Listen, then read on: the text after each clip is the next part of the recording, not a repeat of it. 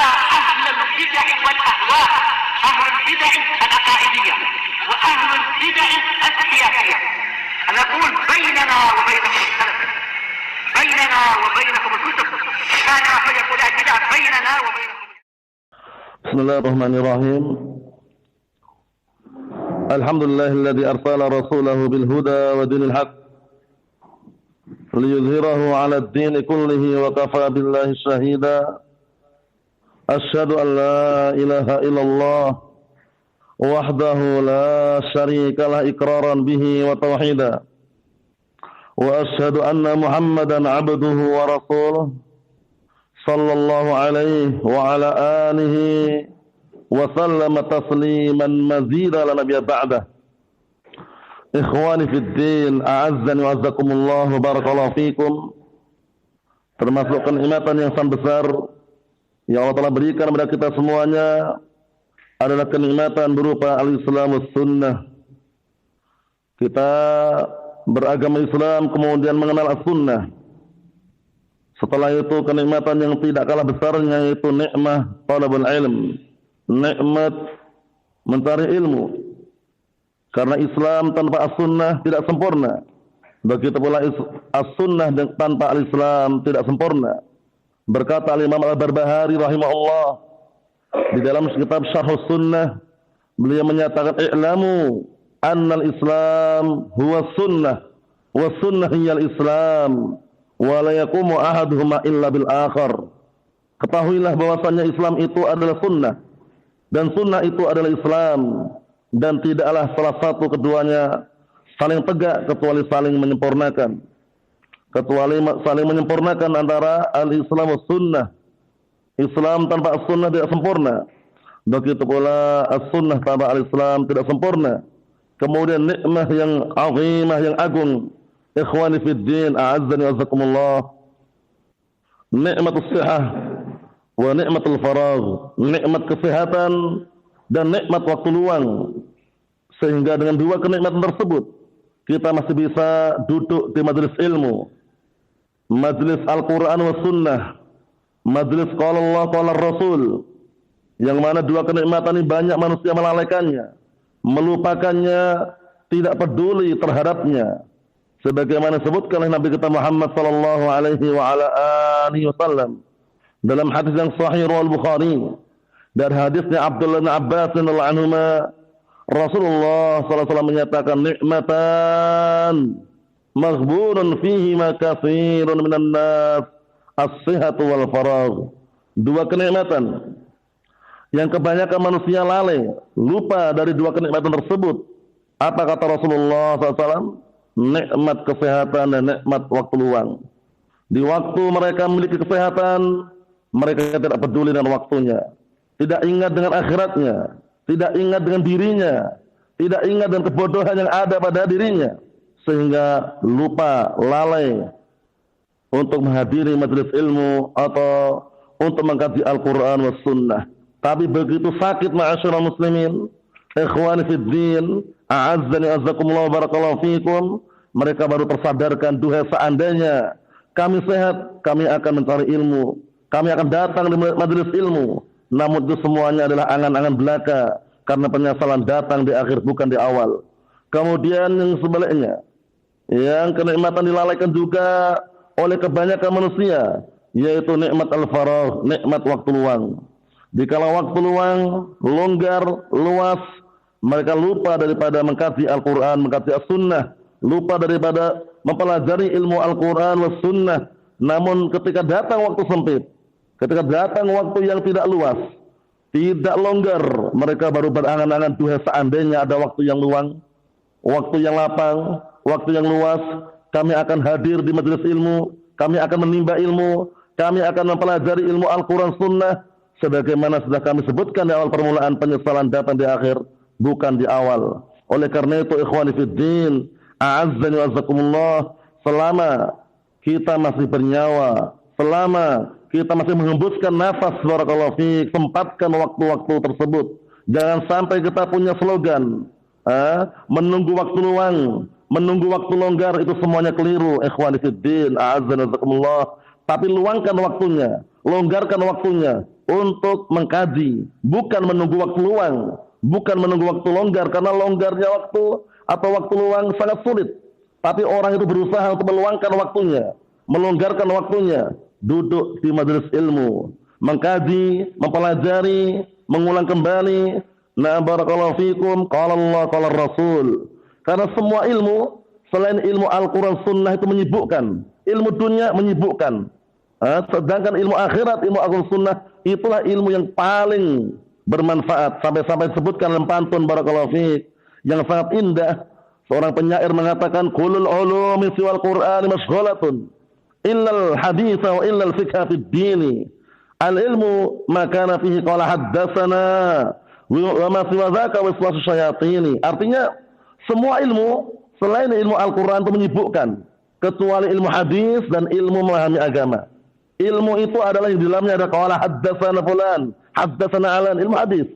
Adapun selain itu kata penyair tadi barakallahu fiik, waswasu syayatin, hanya bisikan-bisikan syaitan yang terkutuk, wal'iyadzubillah.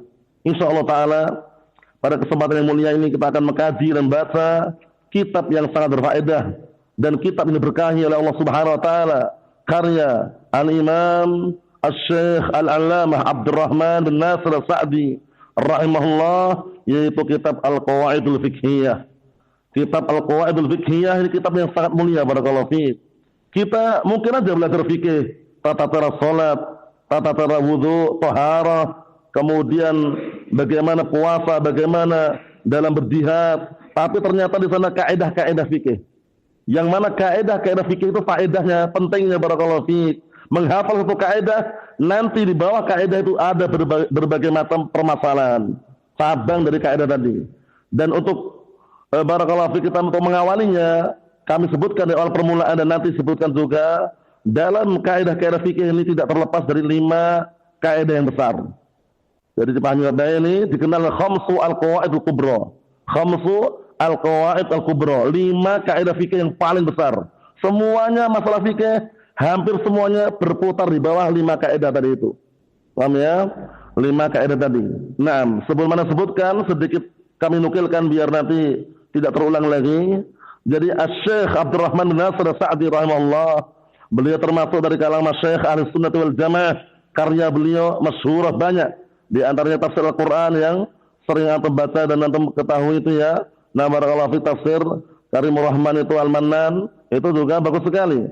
6. Kemudian beliau dilahirkan di Unaizah, salah satu tempat di Saudi Arabia. Dan murid beliau yang paling menonjol, paling nampak dan sering kita sebut dan sering kita baca kitab-kitabnya adalah Asy-Syaikh Al-Allamah Muhammad bin Shalih Al-Utsaimin rahmatullah alaih. Mungkin itu yang akan nukilkan biografi beliau secara singkatnya. Yang jelas kalau antum ingin merujuk halaman 9 baca sendiri. Nah, barakallahu fiik, sekarang kita akan barakallahu fiik memasuki awal daripada kitab ini, yaitu halaman 10. Halaman 10 barakallahu fiik. Nah, sebelum kita masuki, karena nanti sebagai bahan barakallahu fi gambaran global kaidah-kaidah fikih itu banyak atau tidak, kita katakan semuanya hampir kembali pada 5 kaidah kubra. Khamsu al-qawaid al-kubra, 5 kaidah yang besar. Pertama, kaidah yang pertama adalah al-umur bimaqasidiha. Semua perkara tergantung dengan niat dan tujuannya. Semua perkara. Antum mau pergi ke masjid pertama kali, atau antum mau pergi ke musalla, atau antum mau barakallahu fik makan, minum, dapat pahala atau dosa tergantung niat dan tujuannya. Itu yang pertama, al-umur bimaqasidiha. Mereka berdalilkan dengan perkataan Nabi kita Muhammad SAW, innamal a'malu binniyat. Sesungguhnya semua amalan tergantung dengan niatnya. Ada orang dia memakai barakallahu membawa tangga. Hukum asal membawa tangga itu mubah, boleh-boleh saja. Memikul tangga itu ya. Ternyata dia gunakan untuk mencuri. Hukumnya haram karena niat dan tujuannya tadi itu. Nah, jadi ini termasuk barakallahu fiik, satu kaidah tapi di bawahnya tertabang semua permasalahan yang kaitannya dengan kaidah tadi. Paham ya? Nah, barakallahu fiik. Dia misalkan menahan tidak makan, tidak minum, tujuannya apa?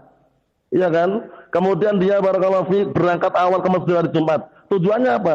Tergantung niat dan tujuannya. Kalau tujuannya baik, niatnya baik, maka dia dinilai barakallahu fiik kebaikan. Kalau tujuan jelek dinilai kejelekan, yang sering dikenal dengan apa? Al-jaza min jinsil amal. Balasan itu tergantung dengan jenis amalannya. In khairan fa khairun wa in syarran fa syarrun. Jika amalannya baik, balasannya pun juga baik. Jika amalan jelek, balasannya pun juga jelek. Nah, barakallahu fiik. Itu yang pertama. Yang kedua, al-masyaqqatu tadribu taysir.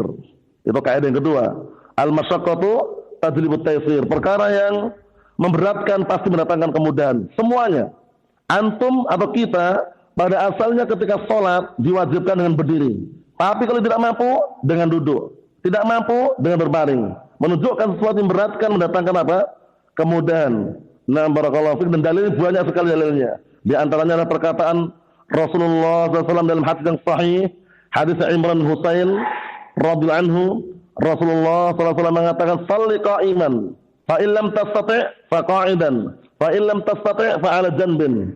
Artinya salatlah kamu dengan berdiri, jika kamu tidak mampu maka dengan duduk. Jika kamu tidak mampu maka dengan apa? Dengan berbaring. Ini menunjukkan bahwasanya al-masyaqqah tajlibu taysir. Perkara yang memberatkan pasti mendatangkan apa? Kemudahan, keringanan. Kemudian ditegaskan juga dalam perkataan Allah Subhanahu wa taala, yuridullahu bikumul yusra wa la yuridu bikumul usra. Allah taala menginginkan pada kalian kemudahan dan tidak menginginkan pada kalian kesulitan atau sesuatu yang menyusahkan. Kemudian juga perkataan Allah Subhanahu wa taala, inna ma'al usri yusra. Sesungguhnya perkara yang menyulitkan itu di balik itu semuanya ada kemudahan. Ikhwani fid din, a'azzani wajazakumullah barakallahu fiikum. Itu kaidah yang kedua. Kaidah yang ketiga, la darar wa la dirar. Dalam kurung kullu dararin yuzal. Itu kaidah yang ketiga. La darar wa la dirar. Kemudian di sebelahnya dikasih barakallahu fiik, dua kurung, tengahnya ditulis kullu dararin yuzal. Artinya apa? Tidak boleh membahayakan diri sendiri dan juga tidak boleh membahayakan orang lain. Kemudian maknanya apa? Semua yang membahayakan hilangkan. Semua hewan laut halal hukum asalnya kecuali membahayakan.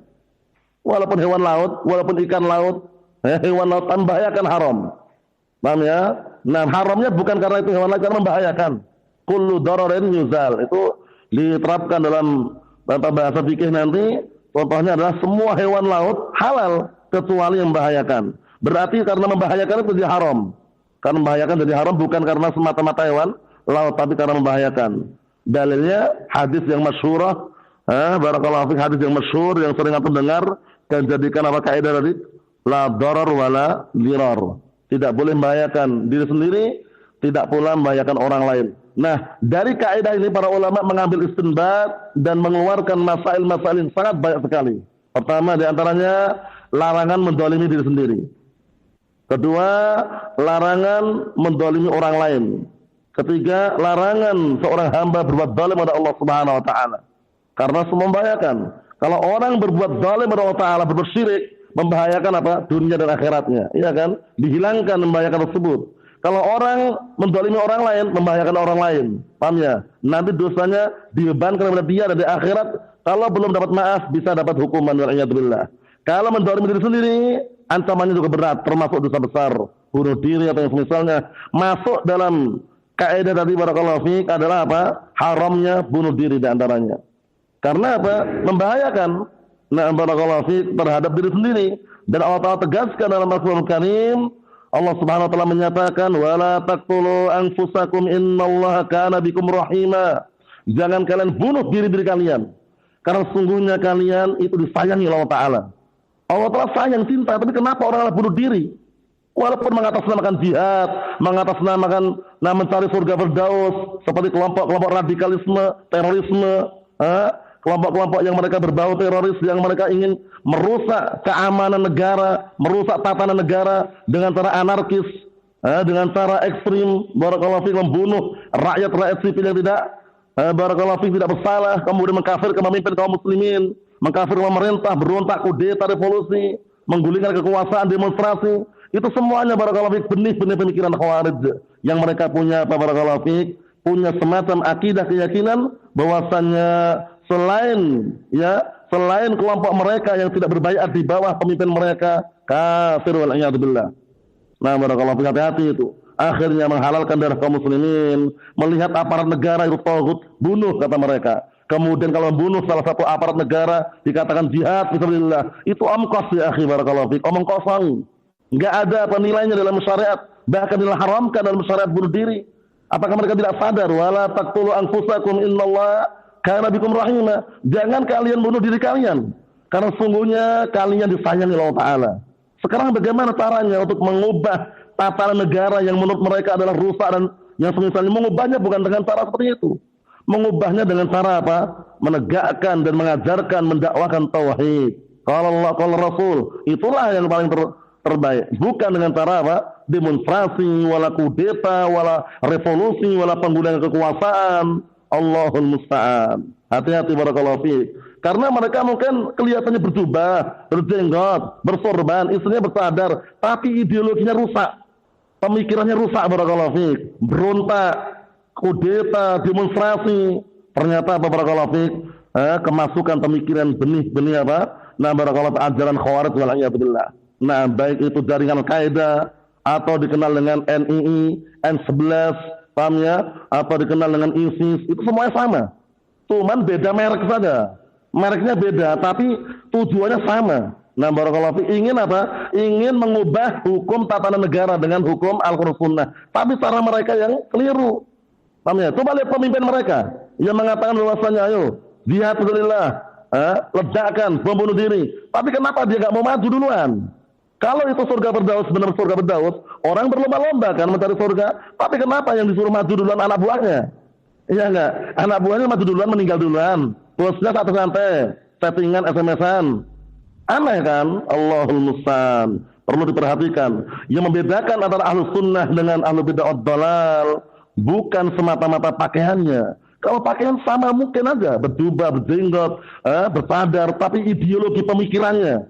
Disitulah terbedakan nanti barakallahu fiik antara siapa yang di atas sunnah dan siapa yang di atas al-bid'ah ad-dhalal wal iyad billah.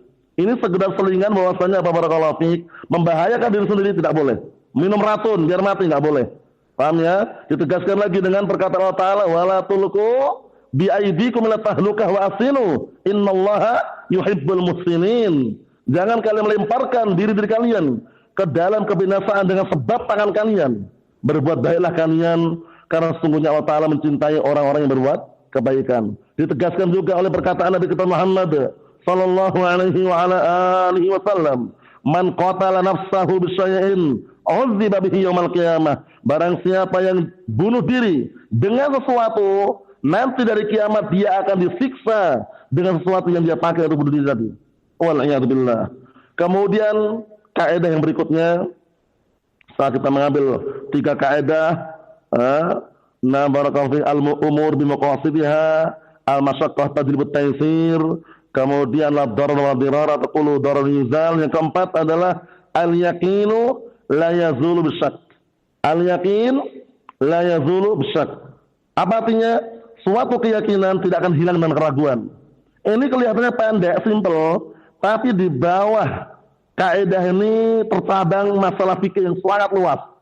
Permasalahan fikih yang sangat luas yang antum jumpai dalam kitab fikih. Orang yang ragu dalam sholatnya, ragu dalam rokaatnya, ragu dalam wudhunya. Dari rumah dah wudhu, dia dari rumah. Datang ke masjid ragu, dah wudhu atau belum? Kembali ke hukum asal dah wudhu. Caranya gitu. Bukan kembali kepada belum wudhu. Dia ragu pada rokaat ketiga. Dalam rokaat 3, dan dapat 3 rokaat, dia ragu. 3 atau 4, kembali ke 3, kurang 1 lagi. Ragunya pada rokaat ketiga dia. Nanti dibahas semuanya dalam kitab fikih. Itu kaedahnya. Al-yaqinu la yazul bisyak. Keyakinan tidak bisa hilang dengan keraguan. Dia lagi salat Allahu Akbar. Terasa ada sesuatu yang keluar, tapi hanya terasa saja. Terasa ada sesuatu yang keluar.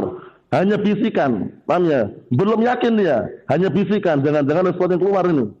Enggak mencium bau, kemudian juga tidak apa barakallahu fiik, keluar bunyi yang dia dengar. Kembali ke hukum asal, lanjutkan sholatnya, tinggalkan bisikan syaitan yang terkutuk tadi.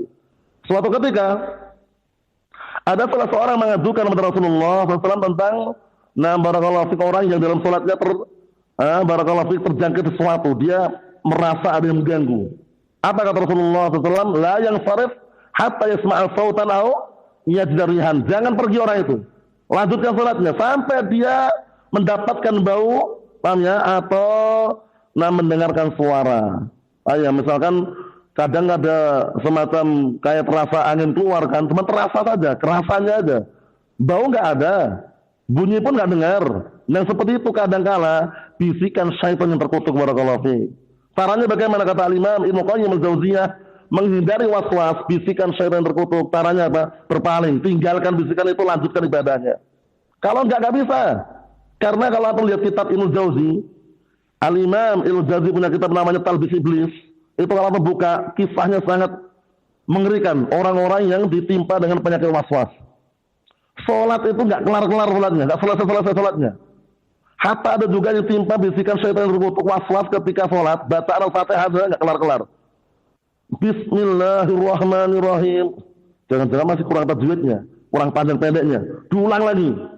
Paham ya? Ada juga orang yang terkena penyakit waswas, masalah gerakan apa sholat. Allahu Akbar. Udah takbir dia. Diulang lagi sampai berkali-kali itu. Karena merasa belum yakin. Nah itulah bisikan syaitan yang terkutuk. Karena kita membangun gerakan sholat kita ini, untuk yakin 100% sangat sulit. Tapi zon, dugaan kuatnya, Pak sudah selesai. Karena kalau mau yakin, nengok. Kalau sholat takbir ini kan, barakallahu fi, kedua tangannya harus sejajar dengan pundak atau ujung telinga kan. Ini kalau itu nggak kelihatan nggak bisa. Kalau mau yakin, ya cuma prediksi zon tadi itu. Allahu Akbar. Nggak perlu Allahu Akbar. Wow. Diluruskan dulu gini. Nggak perlu. Karena kalau antum lihat sholat fikih nanti, dzanniyah. Gerakan sholat dzanniyah. Antum bersuci dzanniyah. Apanya? Ketika antum mau air besar, ya kan? Bersuci atau tidak? Bersuci. Antum yakin itu bersih? Bersih? Yakin? Area ya situ apanya? 6 dubur itu Pak, yakin bersih? Atau cuma menduga sangat kuat bersih itu? Menduga sangat kuat bersih, nggak perlu atau pakai cermin atau melihat lagi, nggak perlu. Karena apa? Barakallahu fiik, dalam ilmu fikih disebutkan gerakan-gerakan yang dzanniyah, bukan wahmiyah, dzanniyah itu memang terjadi. Paham ya? Karena yakin melihat. Terkadang seperti itu terjadi. Nah, barakallahu fikum, al-yaqinu la yazul bisyak. Yang namanya keyakinan itu tidak hilang dengan keraguan. Orang tawaf, mutar keliling Ka'bah ya. 5, ketika putaran kelima ragu dia. Sudah 5 atau baru 6 ya? Putaran kelima ragu dia. 5 atau 6, kembali ke 5, kurang, tambah lagi. Karena ragunya di putaran kelima. Paham ya? Nanti dibahas semuanya. Nah, barakallahu fiik, kesimpulannya, kaidah kubra tersebut dihafalkan. Yang ke-5, yang terakhir, al-adah muhakkamah. Ada juga yang baca al-adah al-muhakkamah. Suatu adat atau tradisi yang jadikan tolak ukur hukum. Suatu adat atau tradisi yang jadikan tolak ukur suatu hukum. Contohnya, antum ketika punya kerjaan, misalkan antum bangun rumah, bangun asrama, atau bangun pondok pesantren, nah barakallahu pembangunan butuh karyawan nggak? Butuh karyawan. Nah gaji karyawan itu ada nggak dalam Al-Quran Sunnah ditentukan sekian ribu, sekian ratus ribu, ada nggak? Gaji karyawan bayarnya berapa? Ada nggak? Nggak ada. Yang ada itu umum, dikasih gaji sebelum keringatnya kering, ya nggak? Nah tapi untuk gajinya sekian-sekian kembali ke uruf tradisi. Jadi tradisi adat istiadat itu boleh selama tidak berseberangan dengan syariat. Tapi kalau berseberangan dengan syariat, ikuti syariat, tinggalkan adat. Caranya itu. Karena kalau kita ngikutin adat, meninggalkan syariat, akan agama yang rusak dan bejat. Paham ya? Jadi kalau adat istiadat berseberangan dengan syariat, tinggalkan adat, ambil syariat. Jangan meninggalkan syariat, mengambil adatnya. Hukum asal adat istiadat boleh-boleh saja. Sampai datang dalil yang mengharamkannya. Kan gitu. Nanti akan kita bahas, akan kita baca juga. Wal aslu fi adatinal ibahah hatta yaji'a sariful ibahah. Hukum asal tradisi boleh-boleh saja sampai datang dalil yang memalingkan dari pembolehan. Seperti tadi itu contohnya. Sudah menjadi tolak ukur hukum ketika antum menggaji karyawan, ketentuan gaji karyawan itu sesuaikan dengan apa? Adat istiadat, tradisi masyarakat atau tempat tersebut. Misalkan antum di Jogja, beda dengan di Medan. Kalau di Jogja mungkin gaji karyawan sedikit. Tukang bangunan, kuli bangunan sedikit mungkin. Tapi kalau di Medan mungkin lebih mahal. Nah, ketika antum mengambil tukang pekerja dari Jogja ke Medan, dikasih gaji dengan apa? Dengan adat tradisi Medan. Paham belum? Kebiasaan Medan. Karena tidak ada penentuannya dari Al-Quran dan As-Sunnah. Mana ada dalam Al-Quran Sunnah gaji karyawan sekian-sekian ribu. Kalau gajian harian sekian. Kalau buruh lepas sekian, mana ada? Nggak ada. Nggak, kembali ke tradisi. Jadi 5 kaidah tadi hafalkan ya, 5 kaidah dikenal khamsu al-qawaid al-kubra.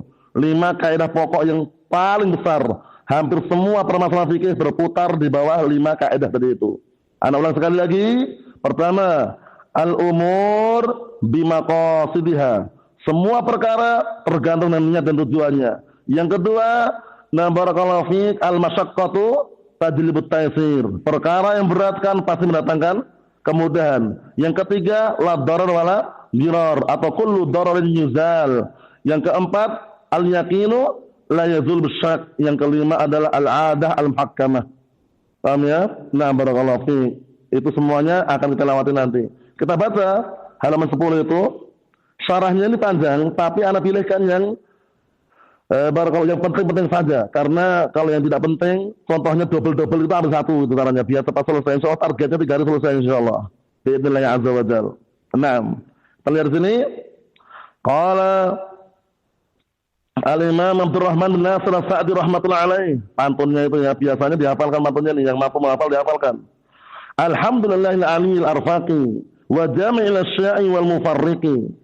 Nanti sambungannya di ni'amil wasi'atil ghazirah wal hikamil bahiratil katsirah.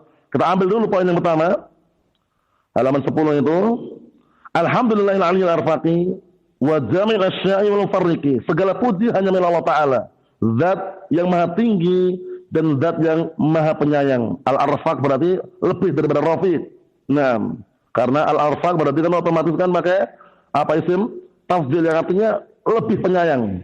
Padahal Allah SWT sendiri adalah zat yang maha penyayang, lembut. Nah, wa jamil asya'i wa mufarriqi, zat yang mengumpulkan semua perkara dan semua yang berbeda-beda.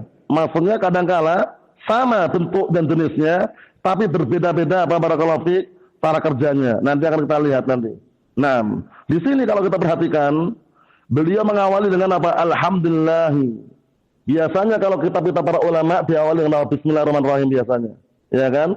Bismillahirrahmanirrahim. Nah, kenapa beliau di sini mengawali dengan alhamdulillah? Nah, barakallahu fiik. Nah, karena beliau mengikuti sebagian cara ahlul ilm yang datang belakangan. Yang mereka kadang-kala mengawali dengan alhamdulillah, tapi meniatkan sebelumnya dengan bismillah. Sedangkan niatan tempatnya dalam hati kita nggak tahu. Cuman ma'rufnya, masyhurnya itu kalau artikel-artikel diawali dengan bismillahirrahmanirrahim. Tujuannya banyak tujuannya kan. Pertama, dan disebutkan situ iktidaan bi kitabillah azza wa jalla. Mengawali dengan bismillahirrahmanirrahim dalam rangka untuk mencontoh Al-Qur'an Karim. Karena semua surat dalam Al-Qur'an diawali dengan bismillahirrahmanirrahim kecuali satu surat. Surat At-Taubah, dikenal juga dengan surat Al-Bara'ah, dikenal juga dengan surat Al-Fadhihah. At-Taubah, Al-Bara'ah, Al-Fadhihah.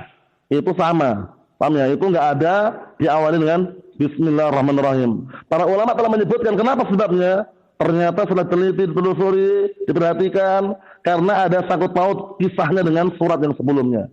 Paham ya? Nah, kisah-kisah tentang orang munafikin, peperangan, bagaimana barakallahu fiik, sifat orang munafikin, dibongkar kedoknya orang munafikin. Makanya suratnya dikenal dengan surat Al-Bara'ah, berlepas diri dari sifat-sifat perbuatan orang munafikin. Al-Fadhihah, membongkar kedoknya orang-orang munafikin. Mafhum? Nah, seperti itu.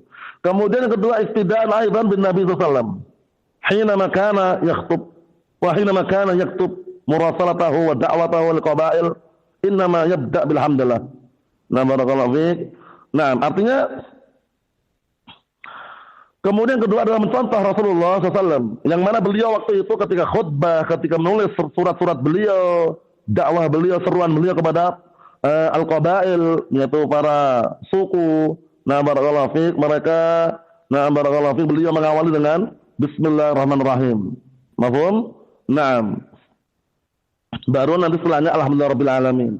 Dan yang jelas kisah Hirakal Azim Rum, kisah Hirakal pembesar Romawi waktu itu ketika Rasulullah menulis surat, apa kata Rasulullah SAW? Bismillahirrahmanirrahim min Muhammadin Abdullah Rasul ila Hirakal Azim Rum. Bismillahirrahmanirrahim dari Muhammad Abdullah Rasul kepada siapa? Ditujukan kepada Hirakal pembesar Romawi. Berarti diawali dengan apa? Bismillahirrahmanirrahim. Nabi Sulaiman alaihissalam ketika beliau menulis surat kepada Ratu Saba yang ma'ruf dikenal dengan Balqis. Paham ya? Nah, apa Bilqis. Nah, itu kisahnya masyhurah. penamaan Bilqis ternyata datang dari Israiliyat. Tidak ada satu hadis pun yang sahih. Sehingga kembali kepada makna apa? Masyhurnya kisahnya namanya Bilqis. Untuk dalil yang sahih bahwa namanya Bilqis, wallah alam enggak ada. Namanya cuma masyhurnya kisahnya. Jadi kalau antum baca tafsir Ibnu Katsir, itu jangan semua dibenarkan. Antum lihat mukadimahnya dulu. Beliau menyebutkan di mukadimah tafsir Ibnu Katsir itu, tidak semua hadis disebutkan itu benar. Kadang beliau menyebutkan kisah Israiliyat untuk membantah bahwasanya hadisnya batil. Kisah Israiliyat, paham ya? Jadi kisah yang datang dari Bani Israel itu nggak bisa kita salahkan secara mutlak, tidak bisa pula kita benarkan secara mutlak. Kalau mencocoki dalil Al-Quran Sunnah kita benarkan, kalau berseberangan dengan dalil kita tolak, yang tidak ada pembenaran dari Al-Quran atau dari As-Sunnah, maka kita tawakuf. Itu kisah Israiliyat. Paham ya? Makanya kalau antum lihat dalam tafsir Ibnu Katsir atau yang semisalnya kok disebutkan kisah Israiliyat, Ya'jud Ma'jud bentuknya kayak gini, hidungnya panjang, telinganya panjang, wallah alam. Paham ya? Kemudian tempat Raja Dzulqarnain benteng ini di kota negeri ini, itu kebanyakan Israiliyat. Kita katakan wallah alam. Setelah dalil tidak sebutkan. Paham ya? Dajjal di suatu tempat dibelenggu di kerangkeng, itu benar. Tempat ini mana Allah alam. Paham ya seperti itu. Nah, jadi perlu diperhatikan ya, perlu diperhatikan. Nah, syahidnya di sini ketika mengawali dengan Bismillahirrahmanirrahim, pertama mencontoh Al-Qur'an Karim, kedua mencontoh Rasulullah sallallahu alaihi wa ala alihi wasallam. Barulah datang para ulama berikutnya, mereka mengawali dengan alhamdulillahirabbil alamin. Sebenarnya tidak masalah juga. Karena nah barakallahu fi kita katakan bismillah biasanya ya mungkin digabungkan dengan niatnya bismillah. Nah, karena aslinya bismillahi mungkin aktub, bismillahi akra, bismillahi abda. Nah, seperti takdirnya seperti itu. Nah, alhamdulillahi anil arfaqi wa jamil asya'i wal farriqi. Kita lihat bawah itu. Ucap alhamdulillahi anil arfaqi. Naam, zakar sifatain min sifatillah azza wa jalla, sifatul ula wa sifatul rifaq. Masyaallah. Di sini beliau menyebutkan dua sifat Allah Ta'ala, sifat ketinggian dan sifat lemah lembut. Nah, orang bertanya-tanya, Allah Subhanahu wa taala tinggi tapi di mana? Kita katakan hati-hati. Di sana ada ahlu bid'ah dhalal, yang mereka ingin membantah Ahlussunnah, mengejek Ahlussunnah, meremehkan Ahlussunnah. Katanya Allah Ta'ala itu berada di suatu tempat. Kita rinci, tempat yang ente maksudnya itu tempat yang mana? Kalau tempat yang antum inginkan itu tempat meliputi Allah Ta'ala, tidak. Tapi tempat yang Allah Ta'ala meliputi tempat tersebut, na'am. Ar-Rahmanu 'alal 'arsy istawa. Allah Ta'ala beristiwa di atas arsy. Bukan berarti Allah Ta'ala butuh dengan arsy. Bukan berarti Allah Ta'ala diliputi arsy, tapi Allah Ta'ala meliputi arsy. Itu yang benar. Jadi kalau ada orang katakan Allah Ta'ala berada di suatu tempat atau tidak, kita katakan rinci dulu. Yang antum maksudnya tempat yang bagaimana? Kalau tempat yang antum maksudkan itu tempat yang meliputi Allah Ta'ala, tidak. Itu aja selesai.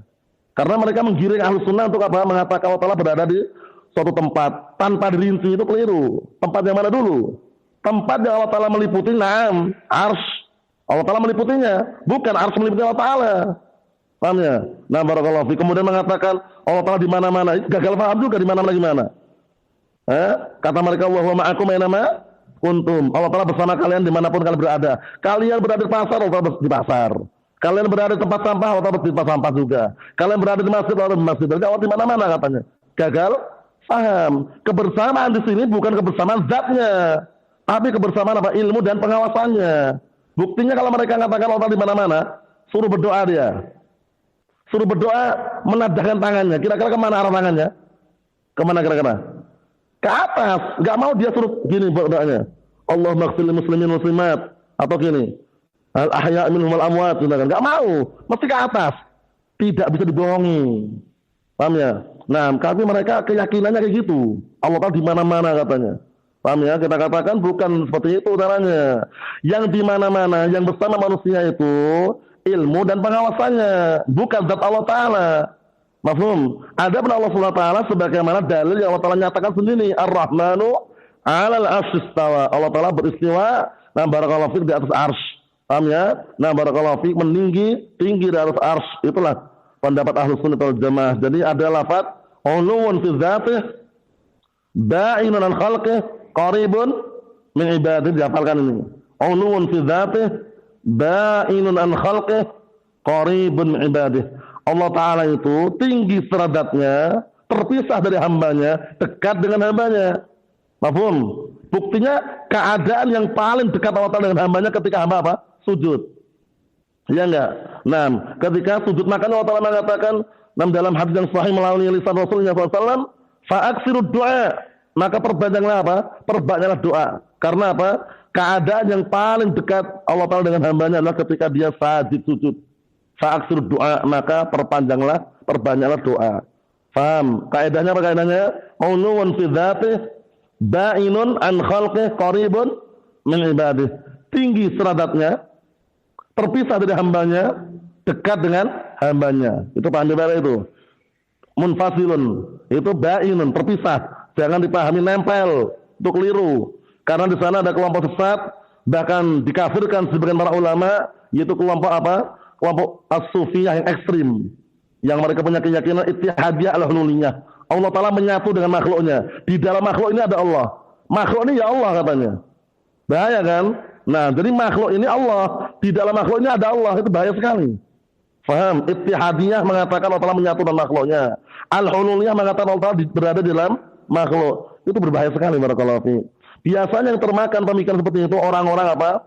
Yang mereka berdalam-dalam dalam ilmu filsafat. Ilmu filsafat itu nggak usah dipelajari, bahaya. Kalau orang itu nggak dikasih taufik dari Allah Ta'ala, bahaya. Sukanya mengakal-ngakal dalil. Dalil jelas kalau Allah itu diakal-akalin sama dia. Dulu kalau sebelum Allah Ta'ala apa ya katanya? Sesuatu yang nggak pernah dibahas dalam Al-Quran dan Mas-Sunnah, dia bahas sendiri. Kalau Allah Ta'ala zat yang pertama, dulu sebelumnya apa ya? Pikirkan sama dia, akhirnya bikin apa? Bikin pusing, pening kepala, stres. Makanya para ulama mengatakan ilmu filsafat, ilmu kalam itu apa katanya? La yashfi 'alilan wa la yarwi ghalilan. Ilmu yang tidak bisa membuat orang yang sakit menjadi sembuh, dan ilmu yang tidak bisa menghilangkan dahaga orang yang haus. Yang haus semakin haus, yang sakit tambah parah. Itu ilmu kalam, hati-hati. Nah, barakallahu fiik. Kesimpulannya dalam ucapan alhamdulillah alil arfaqi di sini ada dua sifat al-ulu, sifat rifq. Mafhum? Nah, seperti itu. Kemudian berikutnya setelahnya itu wa aidan ar-rafiq huwa ismun asma'illah. Ingat-ingat jangan enggak baca semuanya, yang Anda baca Anda pilihin, jadi Anda perhatikan. Wa aidan ar-rafiq huwa ismun asma'illah azza wa jalla. Rafiq termasuk salah satu nama daripada nama-nama Allah Subhanahu wa taala, dan sungguh telah datang dalam Sahih Muslim min hadis Aisyah radhiyallahu anha. Anna Nabi sallallahu alaihi wasallam qala inna Allah ta'ala rafiqun yuhibbur rifqa wa yu'ti 'ala rifq ma la yu'ti 'ala al-'unuf wa ma la yu'ti 'ala ma siwa. Naam, artinya atau ma la yu'ti 'ala ma siwa, artinya datang dalam hadis sahih riwayat Muslim hadis Aisyah radhiyallahu anha bahwasanya Rasulullah SAW menyatakan sesungguhnya Allah Ta'ala itu zat yang maha lembut, mencintai kelembutan, memberikan kelembutan tersebut terhadap orang yang apa? Yang tidak Allah Ta'ala berikan kepada orang yang bengis. Dan tidak diberikan kepada orang yang selainnya. Maksudnya apa? Barakallahu fiik. Maksudnya khusus. Kadang Allah Ta'ala berikan kelembutan kepada seorang. Anda perhatikan. Bukan manusia saja, hewan saja. Disebutkan dalam hadis yang sahih. Para ulama mengambil istinbat, hewan saja. Itu walaupun sebengis apapun, segaras apapun hewan, itu masih punya kasih sayang dengan anaknya. Singa misalkan, harimau. Singa, harimau itu kan ganas. Ya enggak? Bisa dikatakan binatang buas kan? Tapi dengan anaknya bagaimana? Lembut dia, melindungi. Paham ya? Itu menunjukkan bahwasanya barakallahu fiik, asar pengaruh dari sifat ar-rifq ini Allah Ta'ala sebut, Allah Ta'ala apa? Berikan kepada makhluk-makhluk yang Allah Ta'ala kehendaki. Bawahnya lagi alhamdulillah aliyil arfaqi wa jamil asya'i wal mufarriqi. Disebutkan di situ barakallahu fiik makna jamil asya'i wal mufarriqi, zat yang mengumpulkan semua perkara, dan yang al-mufarriqi, zat yang membeda-bedakan barakallahu satu dengan yang lainnya. Maksudnya apa? Dikumpulkan semua perkara itu, semua makhluknya, ada hewan, ada manusia, ada tumbuh-tumbuhan, Allah kumpulkan, iya kan? Kemudian Allah bedakan, hewan beda dengan apa? Tumbuh-tumbuhan, iya enggak? Kemudian hewan beda dengan manusia, sama-sama makhluk Allah Ta'ala, tapi terbedakan. Antara manusia dan sama-sama manusia, sama-sama punya akal, itu pun beda-beda. Ada yang akalnya sehat, ada yang tidak. Ada yang pandangannya tajam, ada yang tidak. Ada yang pendengarannya tajam, ada yang tidak. Ada yang pendek, ada yang kecil. Ada juga yang besar, ada juga yang ganteng, ada juga yang cantik. Padahal sama-sama manusia. Hewan sendiri barakallahu fiik itu berbeda-beda. Di sana ada kucing, di sana ada kambing, di sana ada anjing, di sana ada hewan-hewan yang lain. Sama-sama hewan, tapi berbeda-beda hewannya. Mafhum? Nah, disebutkan situ barakallahu fiik, huna dzakara anna Allah azza wa jalla atau dzukira anna Allah azza wa jalla yajma' bainal asya' al-mutashabihah wa yufarriq bainal asya' al-mukhtalifah. Di sini disebutkan Allah taala mengumpulkan antara perkara-perkara yang sama mirip dan membeda-bedakan antara perkara-perkara yang memang berbeda, dipisah-pisahkan maksudnya. Jama'a bainal khalqi bi annahu khalaqahum wa bi annahu razaqahum fa razaqat tuyur wa razaqal bahaim allati tadub al-ard wa razaqal jin wal ins wa razaqal umam ala marral usur. Di sini disebutkan bahwasanya Allah Taala mengumpulkan antara apa? Antara penciptaannya, bahwasanya Allah Taala menciptakannya. Paham ya? Menciptakan mereka semuanya, hewan, tumbuh-tumbuhan, makhluk, manusia. Bahwasanya Allah Taala memberikan rezeki kepada mereka. Allah Taala memberikan rezeki kepada burung. Allah Taala memberikan rezeki kepada binatang ternak yang melata atau hidup di muka bumi ini. Dan Allah Taala memberikan rezeki kepada jin dan manusia. Sudah kami sebutkan dulu ya. Rezekinya Allah Taala itu sangat luas sekali. Kalau kita menghitung-hitung nggak akan mampu.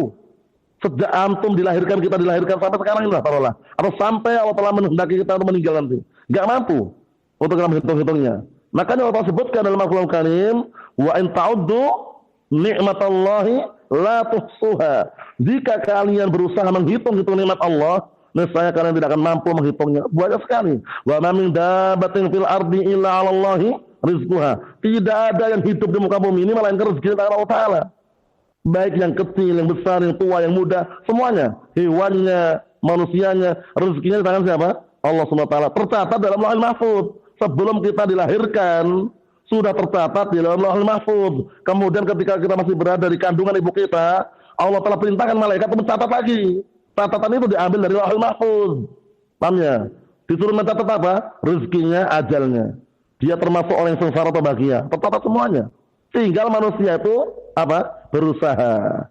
Paham ya? Ada rezeki tercatat semuanya, enggak usah khawatir dengan ekonomi. Enggak usah khawatir dengan kehidupan keseharian. Tercatat semuanya sudah, tinggal kita jalani saja. Enggak ada selama hamba itu masih hidup, itu pasti rezeki yang sampai. Walaupun kadarnya berbeda-beda. Itu harus kita yakini itu.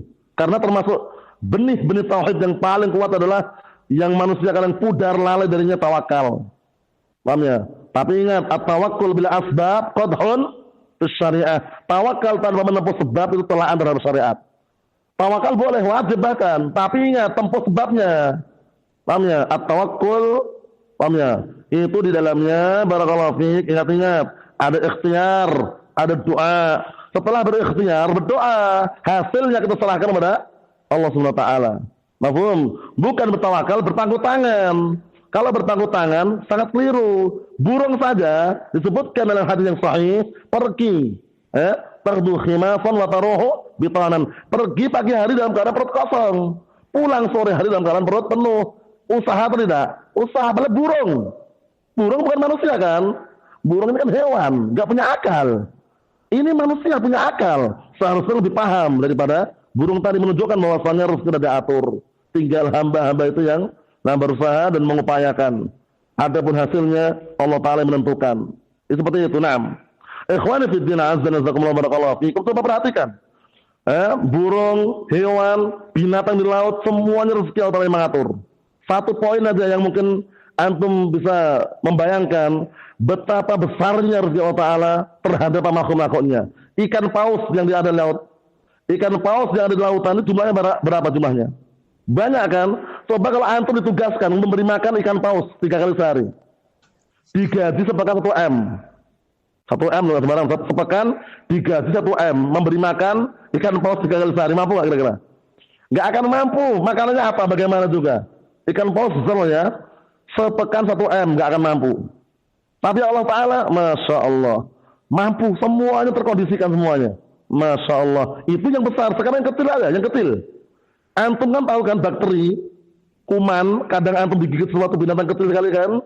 Nah, sekarang binatang kecil itu, antum ditugaskan ngasih makan binatang kecil 3 kali sehari. Dikasih tugas memberikan makan bakteri atau kuman tadi 3 kali sehari, ngasih makan mereka. Digaji 2 M sepekan. Gak mampu juga. Tapi Allah Ta'ala, Masya Allah, semuanya terkondisikan. Lihat, rezekinya sangat luas sekali, barakallahu fiik. Hamba, gak ada apa-apanya di hadapan Allah Subhanahu wa Ta'ala. Maka Allah Ta'ala tegaskan dalam Al-Quran Karim, ya ayuhan nas, Antumul fuqara ila Allah wallahu huwal ghaniyul hamid. Wahai segenap manusia, kalian itu hamba-hamba yang fakir di hadapan Allah Ta'ala. Sedangkan Allah Ta'ala zat yang maha barakallahu fiik, maha perkasa dan juga maha bijaksana. Menunjukkan bahwasanya sehebat ataupun sekaya apapun kita ini, hamba Allah Ta'ala, masih butuh kepada Allah Ta'ala. Makanya kalau antum menyandarkan rezeki kepada Allah Ta'ala, dzalika barakallahu fiik, fadlullah yu'tihi man yasha'u wallahu dzul fadlil alim, dzul fadlil azim. Artinya keutamaan Allah Ta'ala berikan kepada siapa yang Allah kehendaki. Berikutnya di bawah sebutkan itu barakallahu fiik, dzin-ni'amil wasi'atil ghazirah wal hikamil bahiratil katsirah. Ini sambungannya ya. As-Sa'di mengatakan dzin-ni'amil wasi'atil ghazirah wal hikamil bahiratil katsirah. Zat yang memiliki kenikmatan-kenikmatan yang luas dan deras. Ghazirah deras. Kenikmatan itu senantiasa ada terus. Sekarang antum mendapatkan kenikmatan, besok juga ada kenikmatan. Kenikmatan yang paling besar barakallahu fiik setelah antum hidup beragama Islam, mengenal as-sunnah, kemudian talabul ilm, kenikmatan apa barakallahu fiik? Diberikan hati yang selamat. Hati yang selamat inilah yang perlu kita kondisikan. Kenapa? Karena nanti di hadapan Allah Subhanahu wa taala disebutkan dalam Al-Qur'an Karim, illa man atallah biqalbin salim. Kecuali yang datang kepada Allah Ta'ala dengan membawa hati yang selamat. Disebutkan oleh Al-Imam Asy-Syaukani rahimahullah ketika beliau menukilkan ayat tersebut, beliau menukilkan kalam ahli tafsir dalam kitab Fathul Qadir, beliau mengatakan al-qalbu as-salim huwa as-salimu min asy-syirki, al-khali min al-bid'ati, al-mutma'innu ila sunnah. Diperhatikan ya. Al-qalbu as-salim huwa as-salimu min asy-syirki, al-khali min al-bid'ati, al-mutma'innu ila sunnah. Hati selamat itu hati yang apa tadi? Hati yang kosong dari kesyirikan, bersih dari kesyirikan, kosong dari kebid'ahan, tenang dengan as-sunnah. Jadi kalau ada as-sunnah tenang dia. Untuk mengamalkan sunnah tenang dia. Jangan mengatakan wah cuman sunnah, wah cuman makruh, keliru. Kalau perkara yang sunnah afdalnya dikerjakan. Kalau perkara makruh afdalnya ditinggalkan. Itu harus paham. Karena dulu zaman para sahabat itu enggak ada pertanyaan, ya Rasulullah perintahnya ini sunnah atau wajib? Enggak ada. Sami'na wa ta'na yang ada. Ketika ada larangan, ya Rasulullah larangannya ini makruh atau haram? Enggak ada pertanyaan seperti itu. Yang ada cuma sami'na wa ta'na. Dilarang tinggalkan langsung. Diperintahkan kerjakan langsung. Menunjukkan bahwasanya mereka semangat. Nah, itulah yang perlu kita kondisikan barakallahu fi. Maksudnya apa barakallahu fi? Nikmat Allah Subhanahu wa taala sangat luas sekali. Wal hikamil bahiratil katsirah, dan juga kebijaksanaan Allah Subhanahu wa taala yang sangat luas dan sangat banyak.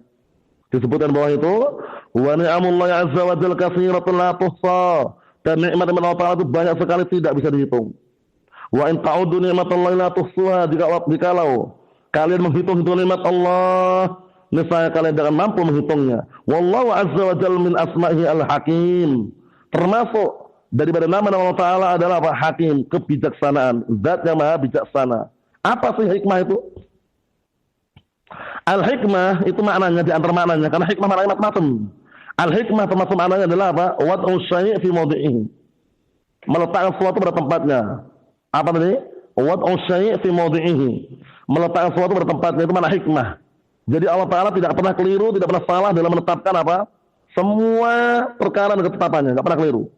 Yang hewan, yang manusia, yang binatang, tumbuh-tumbuhan. Antum lihat, pohon pisang, pernah nggak pohon pisang kemudian tiba-tiba buahnya ganti mangga gitu? Nggak pernah kan? Karena hikmah, kebijaksanaan Allah Ta'ala. Kemudian antum lihat lembu, sapi, begitu melahirkan anaknya ular gitu misalkan. Nggak pernah lihat juga kan? Nah, barakallahu. Manusia saja kalau antum lihat telusuri dari ujung rambut sampai ujung kaki, itu kalau telus satu persatu itu nggak selesai. Hikmah yang luar biasa. Fungsi rambut untuk apa, mata untuk apa, kenapa hidung ini ya? Hidung kita kenapa lubangin terlalu bawah, kenapa coba? Hikmahnya apa antaranya? Kalau hidungnya misalkan menghadap ke arah atas, kalau kehujanan mungkin masuk air gitu. Paham ya? Itu ada hikmahnya semuanya. Kenapa mata kita ada alis? Keringat-keringat yang seharusnya masuk ke mata langsung, terhalau oleh alis. Ada hikmah semuanya. Kenapa telinga kita ini lubangnya nggak lurus? Tapi lubangnya apa? Mutar-mutar, melingkar. Karena di dalamnya ada selaput gendang. Selaput gendang itu sensitif sekali. Kalau ada binatang, ada sesuatu yang masuk, kalau langsung tembus gitu, bahaya. Kalau udah bocor atau rusak selaput gendang, pendengaran nggak kurang sudah. Bahkan bisa tuli, wala'iyadzubillah. Nah, makanya ada apa? Lubang telinga ini nggak lurus. Ya kan? Lubangnya berputar-putar kan? Karena kalau ada hewan pun nggak langsung masuk. Kemudian ada kotoran dalam ini, kotoran itu bukan berarti kotoran semata-mata kotoran ya, itu fungsinya untuk menahan hewan-hewan itu kalau seandainya masuk, itu biar nggak sampai serabut gendang langsung. Hikmah kan? Luar biasa hikmah yang Allah telah ciptakan. Kemudian kenapa telinga ini diciptakan kanan kiri? Hah? Karena kalau ciptaan depan belakang itu pemandangan, itu hikmah juga. Paham ya? Nah semuanya kalau kita bahas satu persatu barakallahu fiik, itu nggak selesai kata para ulama. Hikmah yang ada pada manusia sendiri bisa dibayangkan, bisa direnungi itu nggak ada selesainya, nggak ada selesainya. Mulai ujung rambut ujung kaki. Masya Allah. Naam. Ikhwani fid din, azza wa jalla barakallahu fiikum. Kita ambil berikutnya lagi. Summa sholatu ma salamin daimi ala rasulil qurasyil khatami. Kemudian salawat dan salam senantiasa semoga tercurahkan kepada Rasulullah SAW al-Qurasyi al-Khatami, yang mana beliau adalah barakallahu fiik dari keluarga Quraisy dan juga penutup para nabi. Disebutkan di situ barakallahu fiik as-salatu wassalam, salawat dan salam itu kalau kita mendoakan untuk Rasulullah SAW maksudnya apa? Kita meminta kepada Allah Ta'ala agar apa? Agar Rasulullah dapat pujian sanjungan di hadapan penduduk langit. Itu maknanya. Yaitu di hadapan para malaikat. Disebutkan situ ya. Nah, barakallahu fiik. Kemudian kita lihat sini. Ala Rasulil Qurasyil Khatami. Di sini sebutkan bahwasanya beliau alaihi wassalam dari kabilah marga yang sangat mulia, yaitu Quraisy. Nah, kalau orang ditanya, siapa Quraisy? Itu silsilahnya siapa? Al-Quraisy. Kalau antum pernah belajar Rasul Salafah, ya, 3 landasan pokok Syekh Muhammad bin Abdul Wahab, itu sebutkan di akhir-akhir kitab itu kan, Muhammad bin Abdullah ibn Hashim al-Hashim bin Quraisy, wal Quraisy min dzurriyyati siapa? Ismail atau Ibrahim. Nah, di situ barakallahu fiik, Al-Quraisy siapa namanya? Siapa nama Quraisy? Yang pernah terdapatkan siapa, ingat? Ma'rufnya siapa? An-Nadr bin Kinanah. Itu silsilahnya panjang itu. Al-Quraisy itu An-Nadr bin Kinanah. An-Nadru bin Kinanah. Nanti beliau sendiri. Nah, barakallahu fiik, yang jelas beliau alaihi wassalam masuk dalam kategori apa? Dari kalangan barakallahu fiik orang-orang Arab yang mulia. Dari kabilah Quraisy. Nah, Al-Khatam, penutup para nabi. Berarti enggak ada nabi lagi setelahnya. Ditegaskan dalam penjelasan itu bahwasanya Rasulullah mengatakan la nabiyya ba'di. Tidak ada nabi lagi setelahku. Satu pun tidak ada. Nah, antum lihat kembali ke nahwu yang kemarin kita pelajari. La-nya apa? La nafil jinsi. La nafil jinsi itu la yang menunjukkan meniadakan semua jenis. La nabiyya ba'di artinya apa? Tidak ada nabi lagi satu pun tidak ada setelahku. Semua jenis nubuwah ditiadakan. La nafiyah lil jinsi.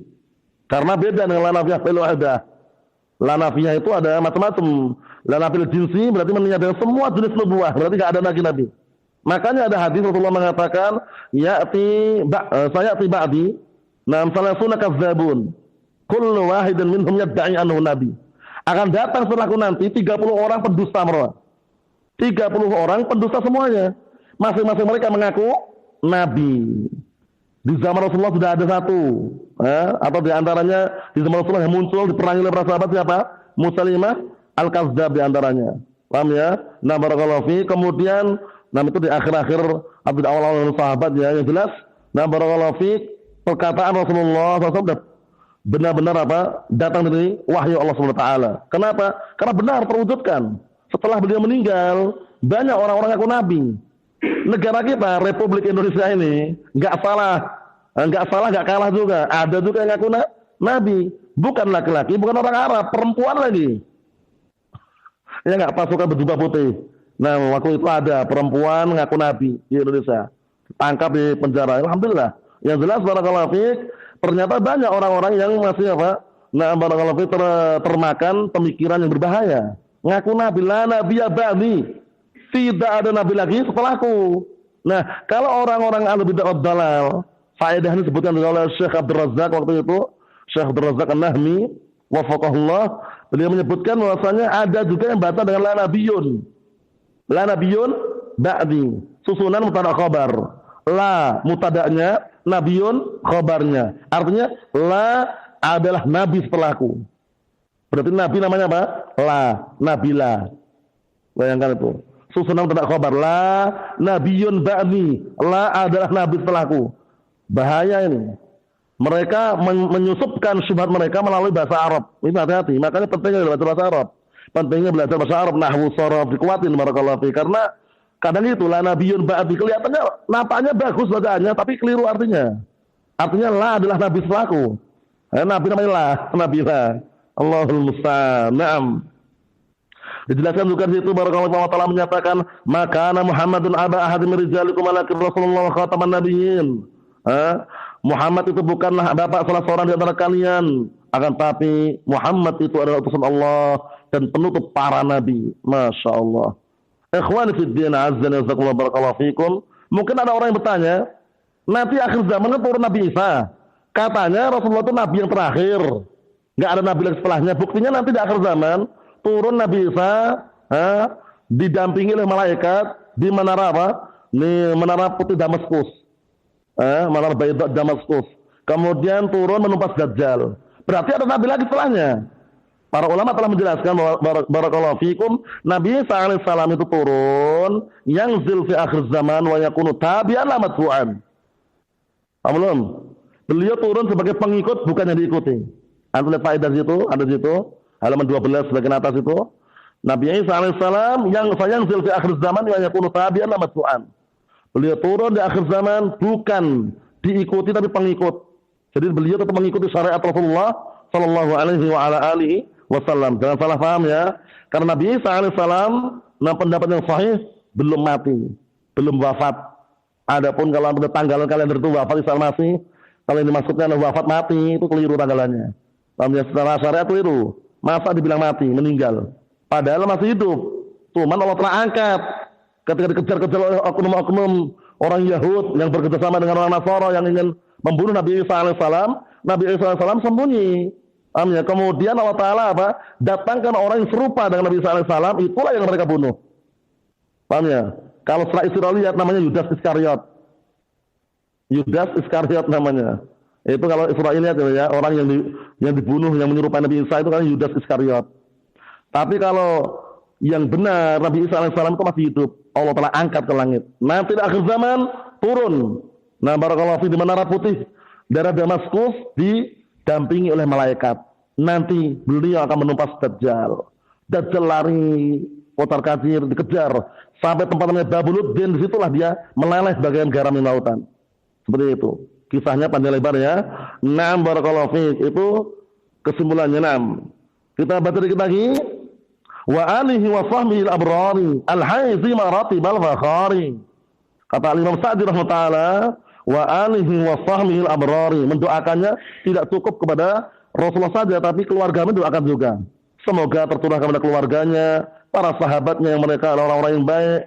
Al-haizi maratib al-fakhari, yang mereka mendapatkan kedudukan-kedudukan, tingkatan-tingkatan yang pantas dibanggakan. Iyalah para sahabat. Para sahabat kan semuanya udul. Para sahabat semuanya penduduk surga. Enggak ada yang mengatakan ada sahabat yang penduduk neraka, enggak ada. Semua sahabat semuanya surga jaminannya. Dalilnya mah dalam surat Taubah itu, wasabiqunal awwalun minal muhajirin wal ansar ila akhir ayat.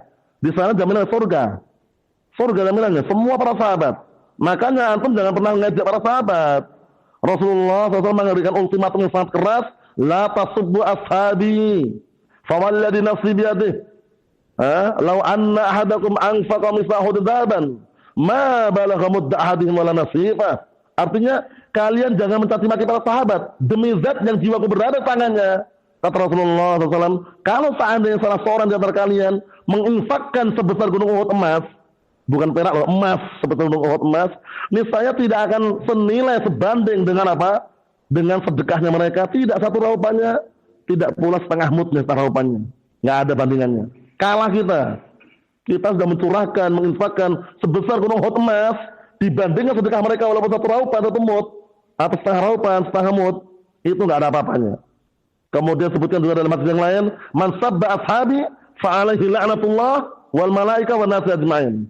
Barang siapa yang mencaci maki para sahabatku, maka dia mendapat laknat Allah, laknat malaikat dan laknat semua manusia. Wal a'yadu billah. Mafhum? Hati-hati. Jadi kalau ada kejadian para sahabat ijtihadnya keliru, ya kita hargai para sahabat keliru dalam berijtihad. Seperti ijtihadnya Utsman bin Affan ada 2 kali ketika Jumat, atau ijtihadnya Ibnu Umar ketika jenggot sudah panjang, barakallahu fikum, kemudian boleh dirapikan, dipotong. Itu ijtihad yang keliru juga. Karena apa? Orang yang akalnya sehat pasti mencontoh Rasulullah, bukan mencontoh sahabat. Rasulullah mengatakan apa? Qasus syawarib wa arleha. Syukurlah kumis-kumis kalian, panjangkanlah jenggot kalian. Nah, ada sahabat beristihad kalau jenggot panjang atau genggam, boleh dirapikan, dipotong katanya. Dirapikan, dipotong. Ngerapikannya itu tidak harus motong. Motongnya itu yang keliru. Paham ya? Makanya kalau Anda perhatikan sangat tidak asing di luar sana, al-bid'ah wad-dhalal hizbiyun itu kadang-kala jenggotnya yang kotak segitiga itu gak asing lagi sudah. Beristihad dengan istihad Ibnu Umar tadi. Kenapa enggak ngikutin Rasulullah gitu loh? Kemana akalnya? Wa khairul huda Rasulullah sallallahu sebaik petunjuk Rasulullah. Paham ya? Utsman bin Affan ada 2 kali istihadnya ketika Jumat. Kenapa para ulama meninggalkan itu? Ulama Ahlussunnah sehingga ketika Jumatan ada sekali toh, karena istihadnya keliru. Paham ya? Bukan karena kita mencaci maki para sahabat, enggak boleh. Kita hormati istihad. Naam. Ikhwani fid din, azza wa jalla, barakallahu fikum. Disebutkan di sini. Jadi alihi itu keluarganya, keluarga Rasulullah SAW. Ditambah lagi sahabatnya. Sahabatnya ini bisa mencakup sahabat beliau, kemudian orang-orang yang setelahnya yang mengikuti apa? Yang mengikuti ajaran beliau. Masuk juga karena doa tadi itu. Naam. Ikhwani fid din, azza wa jalla, barakallahu fikum. Disebutkan itu as-sahbu huna sahabatun Nabi SAW. Halaman 13. Sahabat sini sahabat Rasulullah SAW. Wa huwa kullu man laqiyan Nabi SAW mu'minan bihi walau laqiyahu fi zamanin yasir. Ini definisinya kayak kurang lengkap ya. Nanti Anda lengkapin nanti. Ya, sahabat itu setiap orang yang jumpa Rasulullah SAW beriman dengannya walaupun berjumpa dengan waktu yang sangat singkat. Nah, ini kurang lengkap. Yang paling lengkap itu yang disebutkan oleh Al-Hafiz Ibnu Hajar Al-Asqalani rahmatullahi alaih. Definisi sahabat secara makna beliau mengatakan man laqiyan nabiyya sallallahu alaihi wasallam mu'minan bihi wa ma ta'ala dzalik wa in takhalalat riddah. Wa in takhalalat ar-riddah. Ada tambahan itu. Tambahan itu bagus sekali. Sering dinukilkan oleh para ulama atau para syurah yang mereka mensyarah kitab Baiquniyah seringnya, matan Baiquniyah itu. Nah, barakallahu fiik menyebutkan bahwasanya definisi sahabat itu adalah man laqiya nabiyya sallallahu alaihi wasallam mu'minan bihi wa ma ta'ala dzalik wa in takhallalat ar-riddah. Wa in takhallalat ar-riddah. Artinya apa? Orang yang berjumpa Rasulullah SAW beriman dengan beliau dan meninggal di atas keimanan walaupun apa? Walaupun sempat teriringi dengan kemurtadan.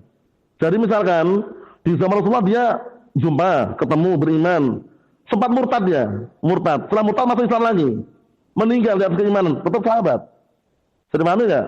Kecuali dia murtad kemudian larut di dalam kemurtadannya, meninggal di atas apa? Kemurtadan bukan sahabat. Walaupun pernah jumpa Rasulullah SAW. Itulah para ulama masukkan apa? Definisi tadi wa in takhallalat ar-riddah. Walaupun pernah apa? Pernah mengalami kemurtadan. Tapi setelah itu masuk Islam lagi, beriman kepada Rasulullah, meninggal di atas keimanan, maka dia sahabat. Mafhum? Nah, panjang lebarnya terlihat dalam kitab Mustalah itu kesimpulannya. Nah, wal atsba' yadkhul fihim as-sahabah wa man ba'dahum, ya kan? Atsba' pengikut Rasulullah SAW masuk di situ para sahabat dan orang-orang yang datang setelah mereka. Nah, barakallahu fiikum, seperti itu. Tapi keutamaan yang mutlak di situ diberikan kepada para sahabat, orang-orang yang setelahnya. Nah, barakallahu fiikum, orang-orang yang mengikutinya. Wa man tabi'ahum bi ihsan ila yaumiddin. Orang-orang yang mengikuti mereka dengan baik. Karena kalau kita perhatikan Ahlus Sunnah wal Jamaah dikenal dengan Sunniyun Salafiyun. Salaf ini siapa salaf ini? Salaf ini para sahabat, para tabi'in, atba'ut tabi'in. Yang Rasulullah SAW menyebutkan dalam hadis yang sahih, khairun nasi qarni, tsumma alladziina yalunahum, tsumma alladziina yalunahum. Artinya sebaik-baik manusia itu adalah generasiku. Kemudian setelah mereka, generasiku siapa? Para sahabat, kemudian para tabi'in, kemudian para atba'ut tabi'in. Itulah salafiyun. Meniti jejaknya para salafun salih, para sahabat, tabi'in, atba'ut tabi'in. Nah, barakallahu fiikum, seperti itu. Ikhwani fid din, azza wa jalla, barakallahu fiikum. Dikenali itu ya, biar pas di pantun itu. Al-hazima ratibal fakhari. Yang mereka mendapatkan kedudukan martabat yang pantas dibanggakan. Martabat yang luar biasa. Pertama disebutkan contohnya itu wasabiqunal awwalun minal muhajirin wal ansar walladzina tabauhum bi ihsan radhiyallahu anhum wa radu an. Masyaallah. Dilanjutkan dalam ayatnya itu antum memperhatikan surga semua balasan untuk mereka. Orang-orang yang dahulu masuk Islam dari kalangan orang muhajirin, orang ansar dan orang-orang yang mengikuti mereka dengan baik, Allah Ta'ala meridhai mereka dan mereka meridho kepada Allah Subhanahu wa taala. Nah, faedah di situ, faedahnya kenapa didahulukan muhajirin dan ansar? Kenapa didahulukan muhajirin baru ansar? Kenapa enggak ansar dulu baru muhajirin? Wasabiqunal awwalun minal muhajirin wal ansar. Kenapa kira-kira? Rahasianya apa rahasianya? Mungkin di antara antum pernah dengar, kenapa kok didahulukan muhajirin dari al-ansar? Limadza? Nam, qaddama al-muhajirin al-ansar. Kenapa Allah Taala mendahulukan muhajirin baru ansar? Padahal sama-sama sahabat kan? Sama-sama sahabat kan? Kenapa kira-kira?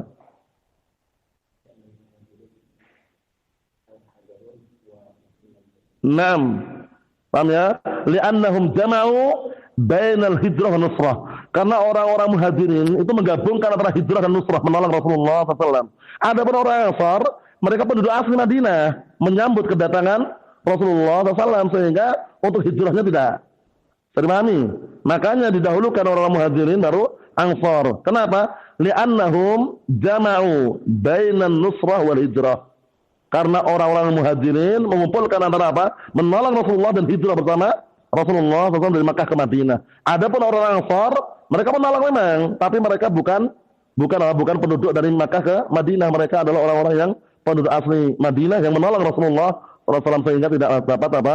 Keutamaan hijrah gitu. Nah, itulah rahasia kenapa didahulukan orang muhajirin daripada Ansar. Nah, yang kedua, kenapa kok para sahabat yang mereka berhak mendapatkan kedudukan yang sangat mulia?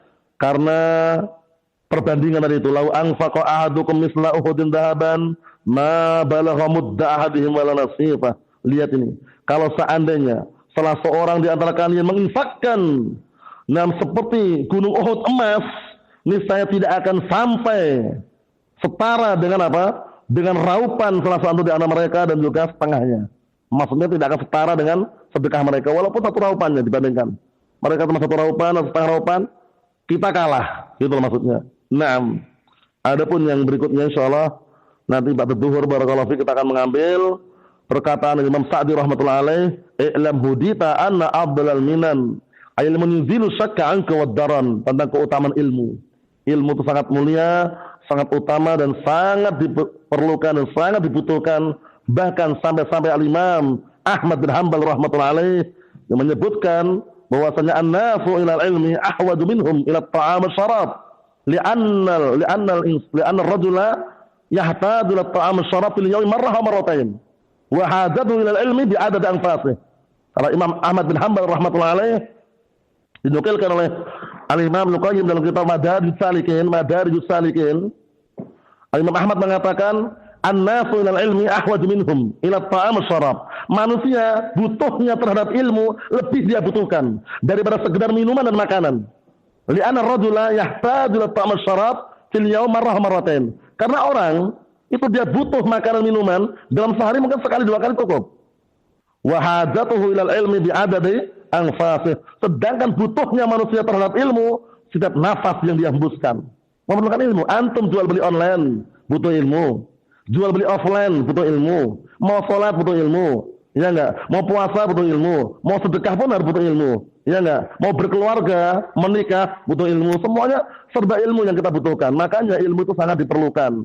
Sampai-sampai Imam Ahmad bin Hanbal rahimahullah mengatakan, talabul ilmi minal mahbarah ilal makbarah. Itu tolak ukurnya. Mencari ilmu itu mulai dari tinta yang dialirkan untuk mencatat sampai ke liang lahat.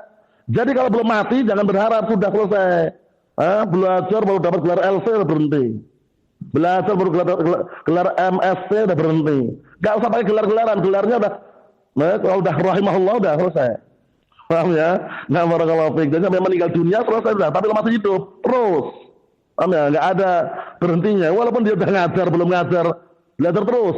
Paham ya? Karena orang yang mengajarkan ilmu bukan berarti enggak belajar. Dia harus meneliti, menelaah kembali, mengulang kembali pelajarannya. Sama-sama belajar. Makanya mencari ilmu itu dari tinta yang dialirkan sampai ke liang lahat, sampai meninggal dunia. Gelarnya apa rahimahullah? Rahimahullah sudah selesai. Paham ya? Semoga Allah merahmati. Paham ya? Dan meninggal dunia. Tapi kalau masih hidup terus, barakallahu fiik, selama masih mampu, nafas masih dihembuskan, nyawa masih ada, bismillah. Karena apa? Di dalam mencari ilmu itu tidak ada ruginya. Antum duduk sejenak, 1 jam, setengah jam itu nggak ada ruginya. Karena apa? Karena antum mencari jalan menuju surga. Ya enggak? Man salaka tariqan yaltamisu fihi ilma, sahalallahu lahu bihi tariqan ilal jannah. Barang siapa yang menempuh suatu perjalanan dalam rangka untuk mencari ilmu, niscaya Allah akan mudahkan bagi dia jalan menuju surga. Paham ya? Bukan sia-sia dan tidak ada sia-sia istilahnya. Paham ya? Semuanya barakallahu mengharapkan kebaikan ya dan mengharapkan surga Allah Subhanahu wa ta'ala. Nasallahu as-salamata wal afiyah fid dunya wal akhirah wa nasallahu azza wa jalla bimanihi wa karamihi an yusabbitana iyyakum ala kitab as-sunnah hatta nalqah innahu walidzalika wal qadiru alaihi. Subhanaka Allahumma wa bihamdik asyhadu an la ilaha illa anta astaghfiruka wa atubu ilaik. Walhamdulillahirabbil alamin.